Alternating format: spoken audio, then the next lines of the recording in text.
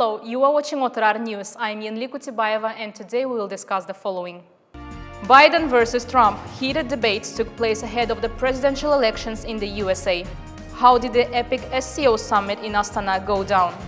All within the law. What employers should know about hiring underage kids.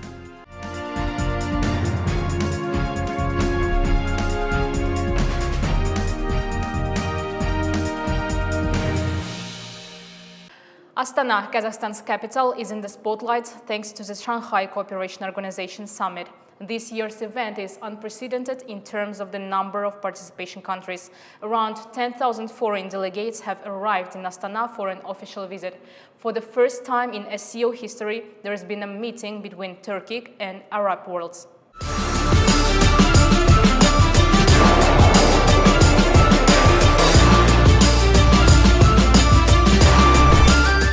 The preparations for the summit were thorough. Since the beginning of June, even communal services were involved. They worked in an haste mode. They changed and updated practically everything from tiles to the main streets of Astana, where delegates from different countries will be moving. Astana residents say it became clear that important guests are coming. Подготовка к саммиту СОЖ началась еще где-то неделю назад. About a week ago, they started to clean the roads thoroughly, more intensely than usual. Recently, pairs of the main avenues Turan and Megalakia were completed, while the delegation is currently passing through. Until the thieves' scooter rentals are closed, and there are many policemen in the city, civil servants have been transferred to remote work. На протяжении нескольких дней. For several days now, I've been late for work because of traffic jams. Just a little rain, traffic jams, a little snow, traffic jams, and now because of the summit, traffic jams. Who do I complain to? Why is everything so poorly planned? Correspondents of Sputnik KZ were informed by the Department of Internal Policy that work is being carried out according to schedule, not just because Kazakhstan is preparing to chair the summit. The schedule is tight as comfortable conditions need to be created for decisions that are advantageous to all parties. It cannot be said that the work is being carried, but solely because of this summit. These are planned works that were scheduled for the year in advance. This year we are improving 170 courtyards and public spaces for the residents of the capital. What makes the summit important is the fact that it includes 9 member countries, including world powers like China and Russia. 3 countries have observer status: Afghanistan, Belarus, and Mongolia. The United Arab Emirates, Saudi Arabia, Turkey, and other Arab countries have become negotiation partners. One cannot ignore the geopolitical tension in the world against which the meeting of heads of state is taking place. All these tensions can stimulate the SCO member countries to closer economic cooperation and integration, encourage them to discuss and strengthen trade ties, find common interests, and possibly create future investment projects. Environmental and energy issues are crucial now. Therefore, I believe this is an appropriate moment to discuss pressing issues among all heads of state at the summit. The geopolitical situation reinforces the need to address the issues within the SCO and pushes countries to seek new forms and methods of cooperation.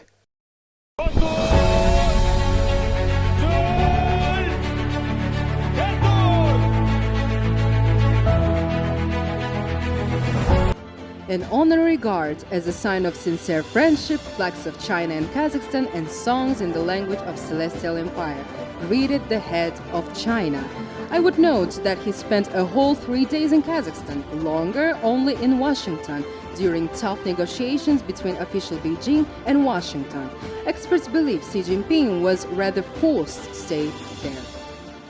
Even a developed country like France, where President Macron made every effort to ensure that the visit took place in the most favorable atmosphere, including a trip to the famous French resort, Chairman Xi spent less time than in the capital of Kazakhstan.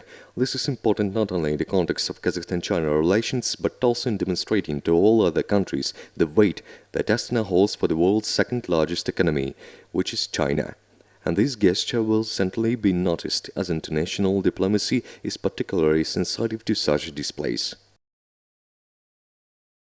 The SCO stands on the right side of history and on the side of justice, declared the Chinese leader on his speech at the summit.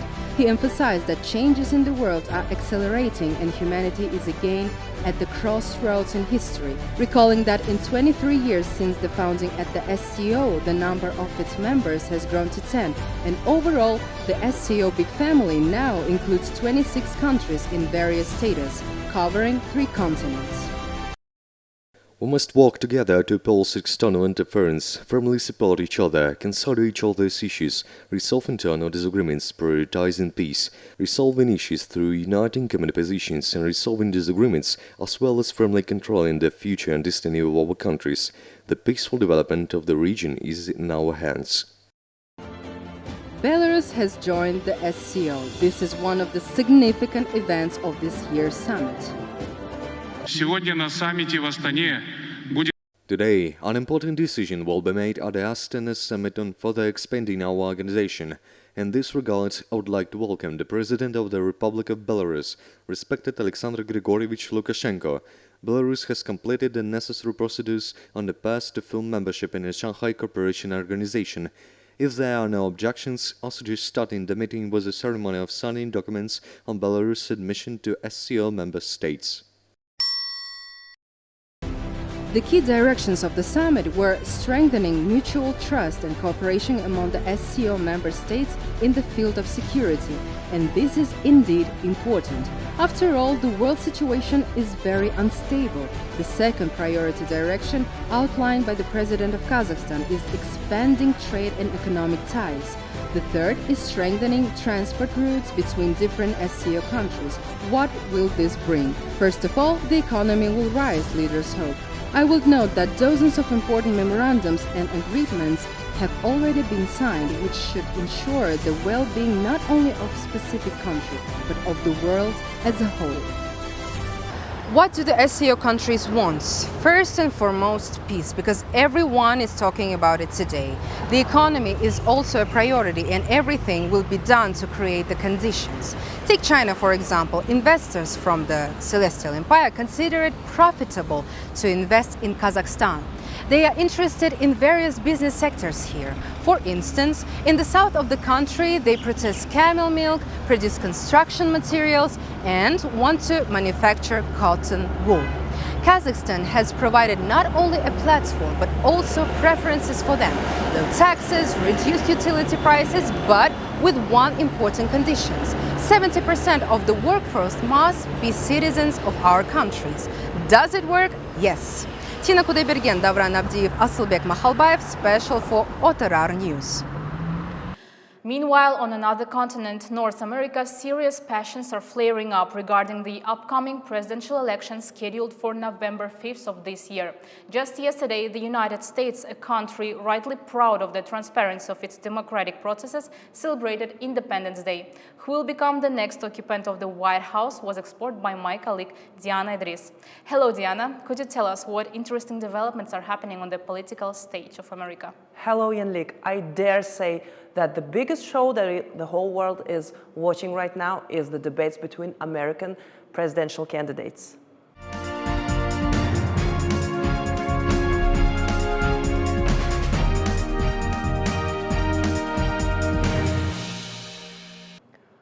Let me remind you, the presidential race features Republican and conservative Donald John Trump, recently embroiled in a scandal involving a porn star, and incumbent Democratic President Joseph Robinette Biden Jr., once the youngest senator and now the oldest president in U.S. history. The debates were initiated by President Biden and covered a wide range of important topics, not only for America, but also for global politics. Right here in Atlanta, two presidents met on the debate stage at a moment of crossroads for our country. Both former President Trump and President Joe Biden presenting two very different visions for the future of our country. Let's get... You have the morals of an alley cat. We are very, very close to World War III, and he's driving us there. And Kim Jong-un and President Xi of China, Kim Jong-un of North Korea, all of these, Putin, they don't respect him, they don't fear him, they have nothing going with this gentleman, and he's going to drive us into World War III. You want a World War III, let him follow and win, and let Putin say, do what you want, NATO. The whole country is exploding because of you, because they don't respect you, and they have to respect their president, and they don't respect you throughout the world.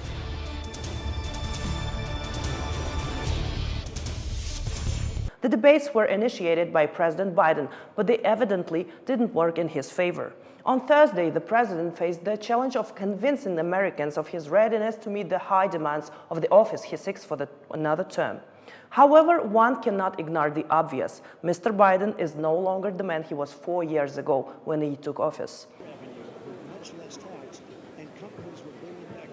We'd be able to wipe out his debt. We'd be able to help make sure that all those things we need to do, child care, elder care, making sure that we continue to strengthen our healthcare system, making sure that we're able to make every single solitary person eligible for what I've been able to do with the the COVID, with dealing with everything we have to do with, look, if we finally beat Medicare.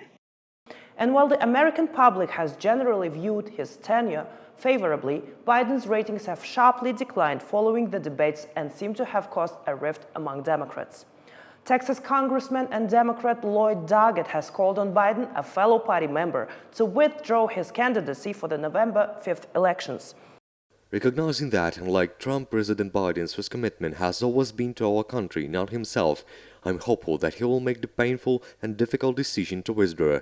I respectfully call on him to do so.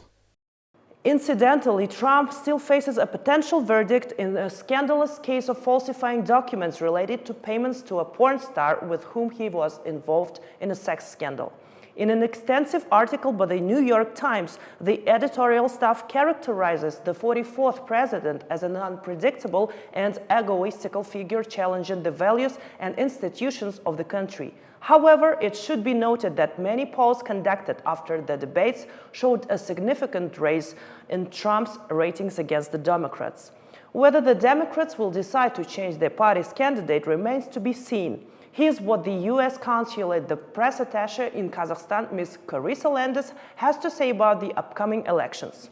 This summer, the Republicans and Democrats will each hold a national convention where they adopt a platform of policies and nominate their candidates for president and vice president. Each state, plus the District of Columbia and several U.S. territories, is allotted a number of delegates, typically determined by the state's population. Presidential elections are held every 4 years on the Tuesday after the first Monday of November. Voters in each state select electors who represent their state in a process known as the Electoral College. Each state's electoral votes are counted in a joint session of Congress on the 6th of January, and based on these results, the president-elect takes the oath of office and is sworn in as President of the United States on January 20th. The U.S. consulate in Almaty works on behalf of the American people, and we are also excitedly following the road to the 2024 U.S. presidential election. America is rightly called the bastion of world democracy. This is directly and indirectly proven by the events taking place in the country now. We will certainly continue to cover this topic, and now I hand the floor back to my colleague, Yenlik.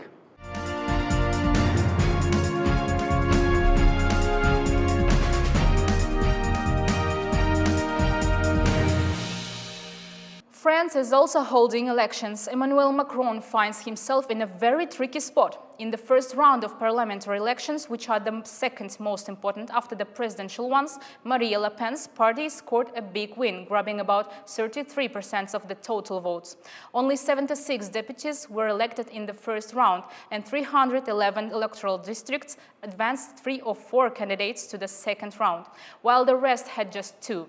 To recap, back in early June, Macron's centrist coalition, including his party Renaissance, suffered a big defeat to Marine Le Pen's far-right national rally in the European Parliament elections. After that, Macron dissolved the National Assembly, the lower house of the French Parliament, and called for early elections.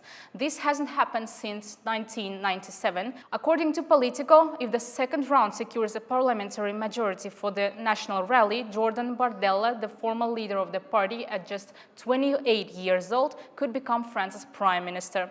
This would boost Marine Le Pen's chances to win the presidential elections in 2027.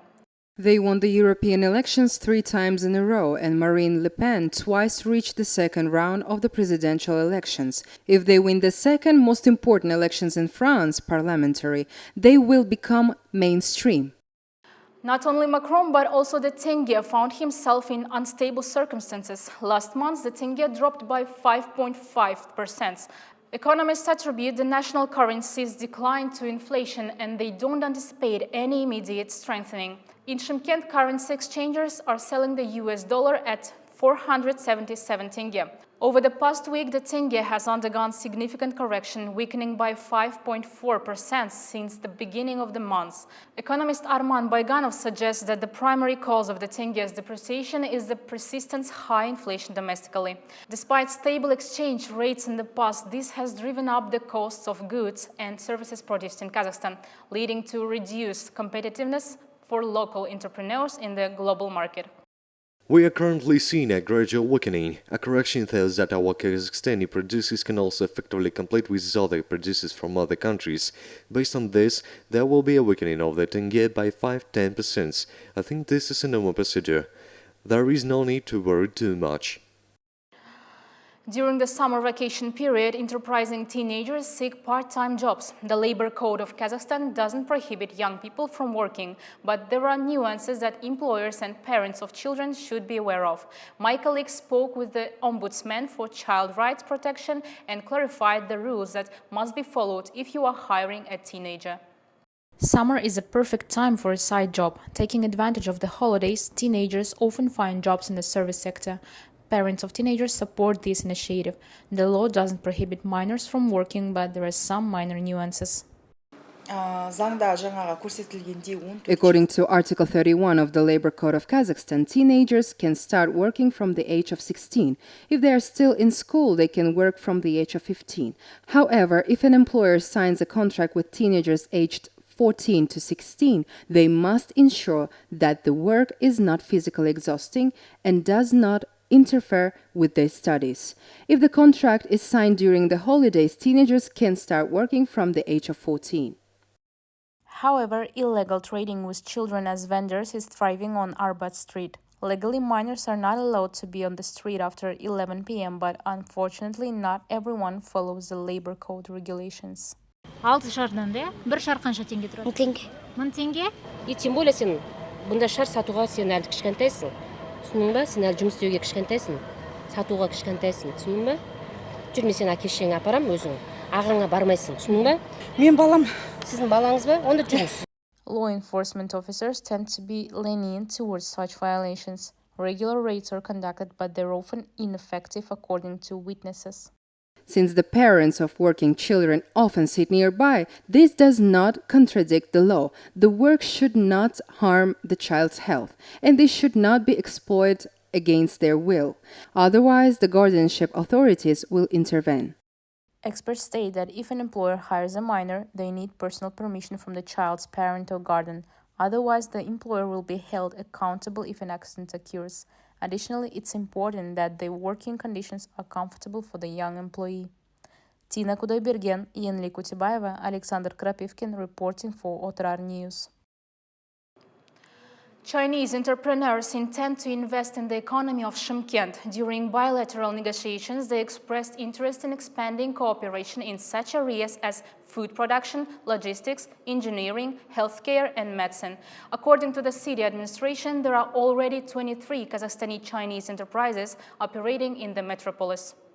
Large investment projects are concentrating in the industrial zones of Shymkent. There are platforms for creating high technologies. Attracting conditions for companies in terms of special preferences and logistics have attracted dozens of residents. The largest metro rolling plant in the city, up to 600 tons of reinforcement bars, roll off the assembly line here per day.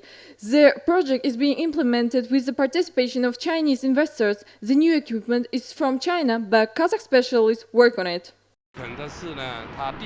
Shymkent was the perfect choice for our investment project because it has good infrastructure. Of course, there were difficulties at the initial stage, but we are supported. Now we're working successfully.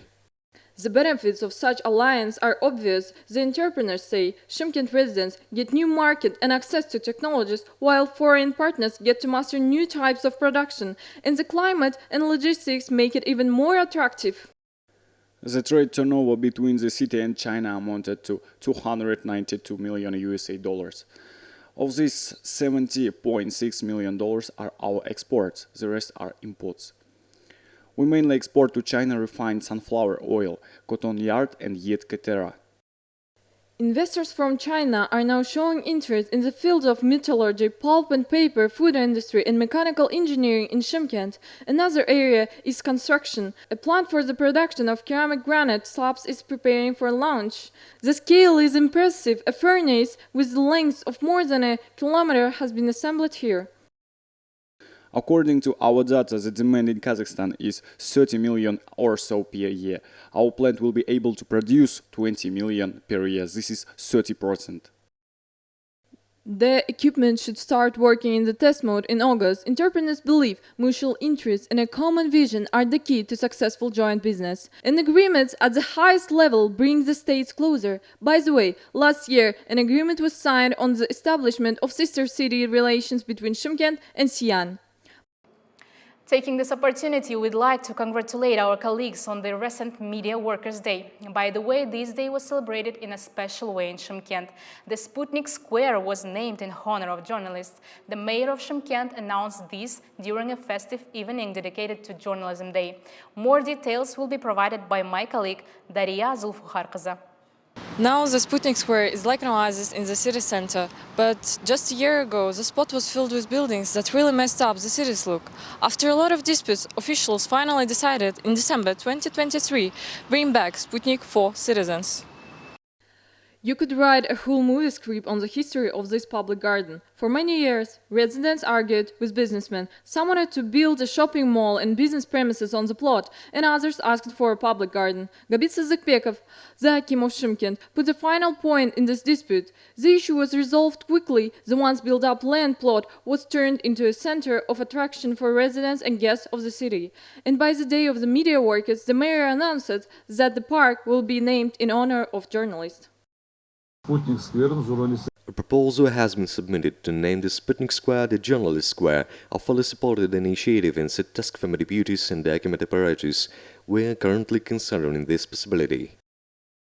Residents initiated the renaming of the square. They discussed it for a long time. In the end, they decided, name it Journalist Square.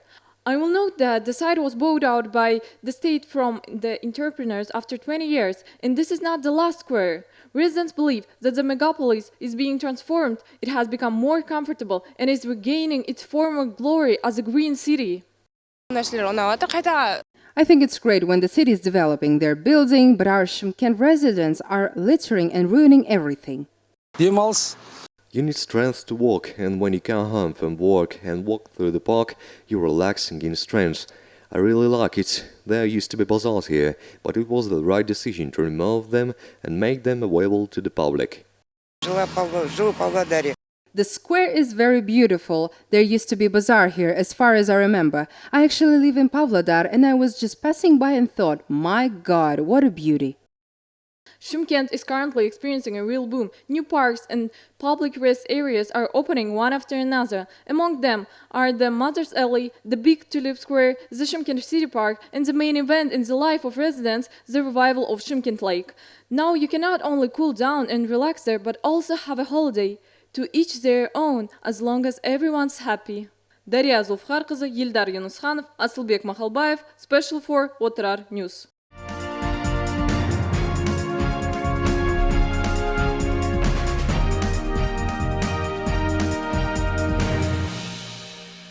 This is all for now. Thanks for watching. Stay with us.